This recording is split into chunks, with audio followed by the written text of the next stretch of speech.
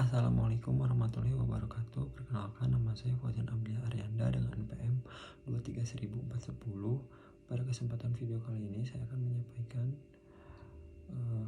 jawaban saya untuk memenuhi tugas UTS berbentuk video dalam mata kuliah ilmu logika.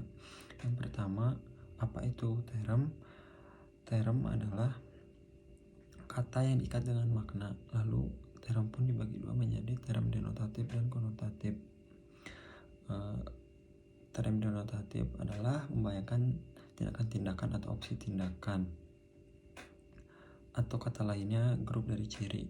Lalu kemudian term konotatif merupakan ciri atau kiasan. Sebagai contohnya dalam matematika X tambah Y. X dan Y merupakan term. Untuk menjawab soal nomor 2, apa itu proposisi? Proposisi merupakan pernyataan kalimat yang dapat diuji kebenarannya.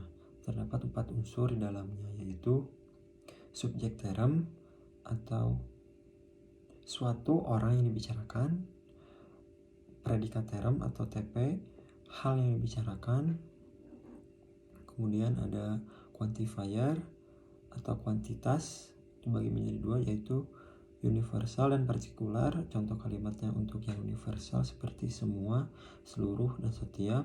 Lalu yang partikular contoh kalimatnya beberapa atau sebagian. Lalu yang terakhir ada kopula.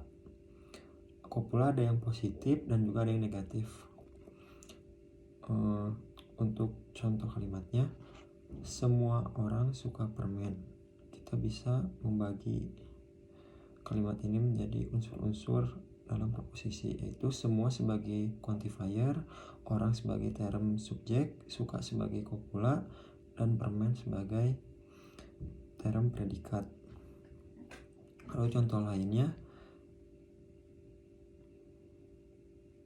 tidak semua yang tidak suka durian mau makan durian yang tidak manis.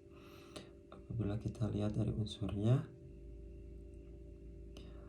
tidak suka sebagai quantifier, yang tidak suka sebagai term subjek, yang tidak suka durian sebagai term subjek, mau sebagai kopula positif, lalu memakan durian yang tidak manis merupakan term predikat. Proposisi pun dikategorikan menjadi 4, yaitu A, E, I, O. Berikut sebagai contohnya. Contoh proposisi A, semua siswa di kelas tersebut memakai seragam, setiap buah apel memiliki bijinya, semua manusia membutuhkan air untuk bertahan hidup. Lalu untuk proposisi E, tidak ada hewan yang bisa terbang tanpa sayap, tidak ada manusia yang lahir langsung bisa bicara, tidak ada bulan yang memiliki sinar matahari pada malam hari. Lalu untuk contoh proposisi I, beberapa buku di perpustakaan itu adalah komik. Beberapa siswi di kelas tersebut memilih bahasa Jepang sebagai mata pelajaran tambahan. Beberapa makanan di restoran itu manis.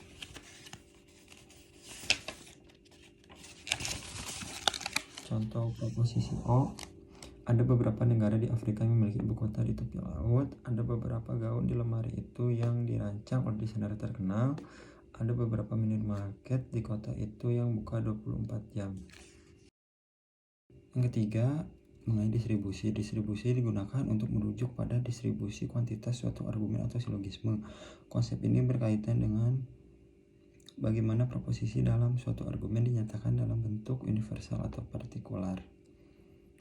Lalu sebagai contohnya, pada proposisi A, semua burung adalah hewan yang memiliki sayap. Dalam proposisi ini subjeknya adalah semua burung dan predikatnya adalah hewan yang memiliki sayap. Jika kita mengonversikan proposisi ini menjadi bentuk terdistribusi, kita akan mendapatkan dua proposisi terdistribusi. Yang pertama, semua burung adalah hewan yang memiliki sayap. Yang kedua, semua hewan yang memiliki sayap adalah burung. Dalam proposisi terdistribusi, pertama, subjek adalah semua burung dan predikatnya adalah hewan yang memiliki sayap. Ini terdistribusi karena menyatakan bahwa setiap anggota dari kelas burung juga termasuk dalam kelas hewan yang memiliki sayap. Lalu dalam proposisi yang terdistribusi yang kedua, subjeknya adalah semua hewan yang memiliki sayap dan predikatnya burung. Ini juga terdistribusi karena menyatakan bahwa setiap anggota dari kelas hewan yang memiliki sayap juga termasuk kelas burung.